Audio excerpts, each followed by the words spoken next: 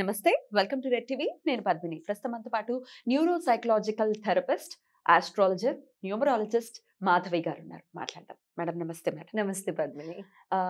ఇవాళ రేపు కోరికలు లేకుండా ఎవరైనా ఉన్నారు అంటే వాళ్ళు అసలు చాలా మెట్లు ఎక్కేసి నెక్స్ట్ లెవెల్కి వెళ్ళిపోయారు. కానీ కోరిక అనేది సహజం. గృహస్థాశ్రమంలో ఉన్నామంటే కోరిక ఖచ్చితంగా ఉంటుంది. అయితే నేను అడిగేది ఏంటి అంటే, ధర్మబద్ధమైన కోరికలు నెరవేరాలి అంటే ఈ మధ్య కాలంలో ఎక్కువగా వినే మాట మేనిఫెస్టేషన్. ఈ మేనిఫెస్టేషన్ కనుక కరెక్ట్గా చేసుకుంటే మన కోరిక ఏదైనా కానీ ఖచ్చితంగా నెరవేరుతుంది అని అంటున్నారు. నిజమేనా? మీరు కూడా ఏదైనా చక్కటి రెమెడీ చెప్తారా ప్రేక్షకులకి వాళ్ళ కోరికలు నెరవేరడానికి? తప్పకుండా. మేనిఫెస్టేషన్ చాలా beautiful technique Padmini. And manifestation అంటే ఏమీ లేదు. ఇప్పుడు సంకల్పం, దృఢ సంకల్పం. ఇప్పుడు నాకు బాగా మనసులో చాలా ఒక మంచి కోరిక నాటుకుపోయింది. నాకు ఒక మైండ్లో నాటుకుపోయింది ఆ కోరిక. అది నేను దృఢంగా సంకల్పించుకున్నాను. లేదు, నేను ఇప్పుడు ఒక స్టూడెంట్ అనుకుందాం. ఫర్ ఎగ్జాంపుల్, నేను ఏదో కాంపిటేటివ్ ఎగ్జామ్కి అపేర్ అవుతున్నా. నాకు అయిపోవాలి, నేను ఇది అయిపోవాలి, నేను ఆ బ్యాంక్ ఎగ్జామ్ క్రాక్ చేయాలి, నేను ఆ డాక్టర్ సీట్ నేను తెచ్చుకోవాలి, నేను ఐఏఎస్ ఎగ్జామ్ రాసి నేను అది క్రాక్ చేయాలి. నాకు ఆ దృఢ సంకల్పం ఉంది. అది ఎలా మనం మేనిఫెస్ట్ చేస్తాం? ఇప్పుడు అది మేనిఫెస్ట్ చేసేటప్పుడు ఏం చేస్తామంటే, జనరల్గా ఎవరైనా సరే ఇంక్లూడింగ్ మీ, ఒకప్పుడు ఎలా ఉండేదంటే, ఏదైనా కోరిక వచ్చినప్పుడు అబ్బా అవుతుందా, అబ్బా చేస్తామా, అవ్వకపోతే చిన్న భయం ఉంటుంది, నెగటివ్ థాట్ అది వచ్చేస్తుంది, ఆటోమేటిక్గా వచ్చేస్తుంది మనందరికి. ఆ థాట్ ప్రాసెస్ని సెపరేట్ చేయడమే రైట్ వే ఆఫ్ మేనిఫెస్టేషన్. ఆ థాట్ ప్రాసెస్ అసలు ఉండకూడదు. ఆ నెగటివ్ థాట్ ప్రాసెస్ అనేది, నెగటివ్ కూడా అనను నేను, డీరేలింగ్ థాట్ ప్రాసెస్ అంట. అంటే డీరేలింగ్ అంటే ఫర్ ఎగ్జాంపుల్ చూడండి, ఇప్పుడు ట్రైన్ వెళ్తోంది, ట్రాక్స్ మీద వెళ్తోంది, చక్కగా రైల్ పట్రీ మీద వెళ్తోంది, అది ట్రైన్ చక్కగా వెళ్తోంది.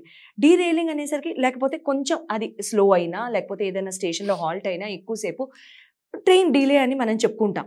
అలాగే మన థాట్ ప్రాసెస్ ఏదైతే ఉందో, ఈ నెగటివ్ ఎమోషన్ని కానీ కనుక అవుతుందా, చేయగలుగుతామా, అవ్వకపోతే అనే ఆలోచనని కనుక మనం అటాచ్ చేసామనుకోండి, అప్పుడు ఏమవుతుందంటే మన థాట్ ప్రాసెస్ డీరేల్ అయిపోతుంది, స్లో అయిపోతుంది.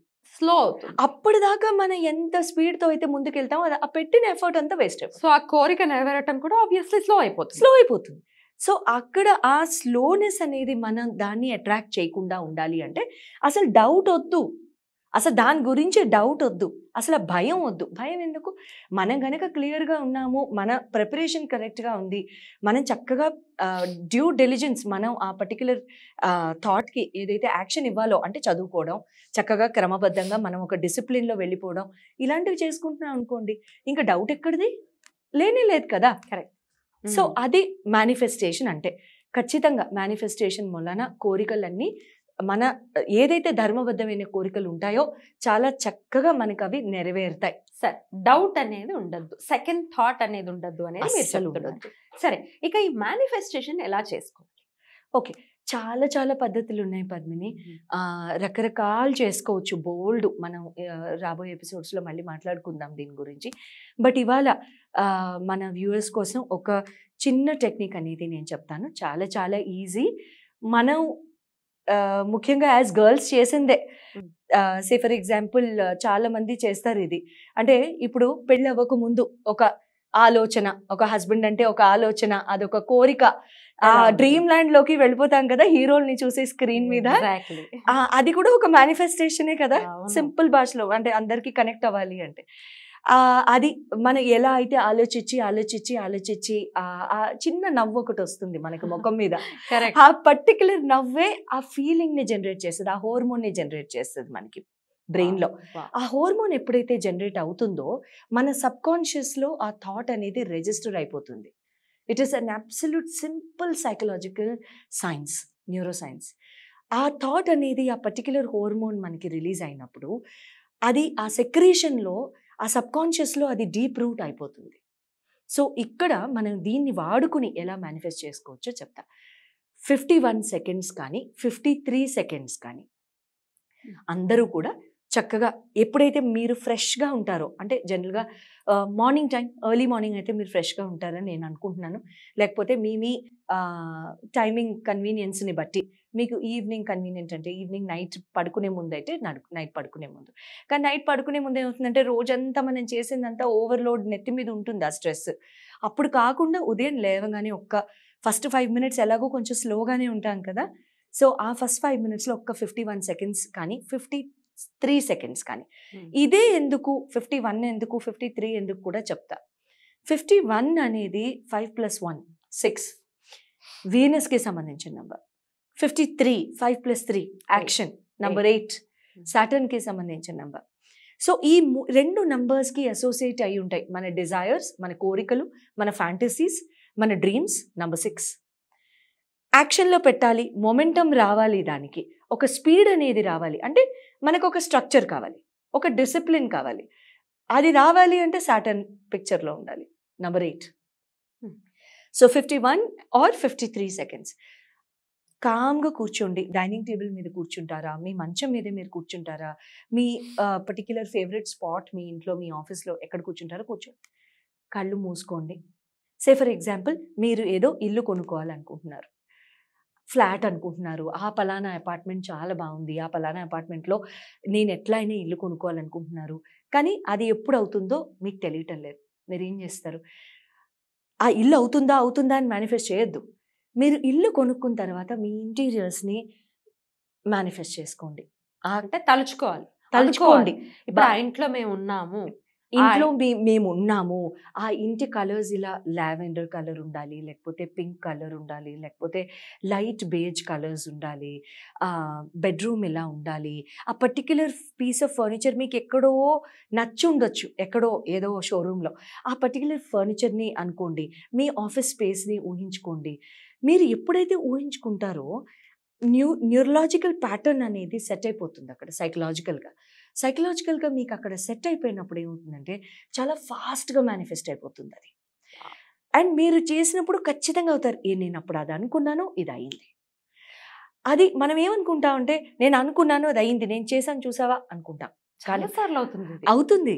అప్పుడు మనం రియల్లీ గ్రేట్ఫుల్గా ఉండవలసింది మన న్యూరో ప్యాటర్న్కి.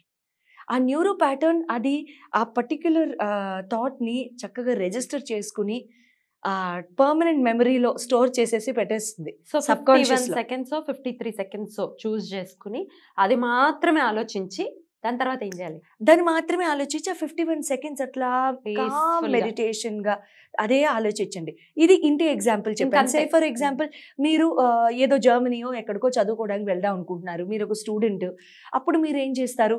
జర్మనీ వెళ్దాం అవుతుందా, డాడీకి లోన్ వస్తుందా, నేను ఇది కడతానా, ఆ తర్వాత ఇంట్లో అప్పులు ఎలాగా, ఇవన్నీ ఆలోచించొద్దు. అవన్నీ తర్వాత సంగతి, తర్వాత చూద్దాం. ప్రస్తుతానికి మీరు ఏం చేయాలి? జర్మనీ వెళ్తాను, ఆ పర్టిక్యులర్ కోర్స్ నా ఫేవరెట్ కోర్స్. 51 seconds కామ్గా కళ్ళు మూసుకొని ఆ జర్మనీ వెళ్ళిన తర్వాత నేను చదువుకుంటాను, ఆ పర్టిక్యులర్ కోర్స్కి నాకు ఈ ఉద్యోగం వస్తుంది. ఊహించండి ఏ కంపెనీ మీరు టార్గెట్ చేస్తున్నారు, ఆ కంపెనీలో మీ ఫస్ట్ డే మీరు నడుస్తున్నారు. అది ఊహించండి. ఎందుకు ఊహించలేరు? అదే కదా ఆ దృఢ సంకల్పమే. మనం చక్కగా ఊహించవచ్చు. ఆ ఫస్ట్ డే మీరు walk tall and walk with confidence. మీరు ఎప్పుడైతే యు వాక్ టాల్, మీరు వంగకుండా నడవడం, మీరు అది ఊహించండి, ఆ కంపెనీలో నడవడం. I'm so sure you gonna work in that dream. ఎన్నాళ్ళు ఇలా ప్రాక్టీస్ చేయాల్సి ఉంటుంది?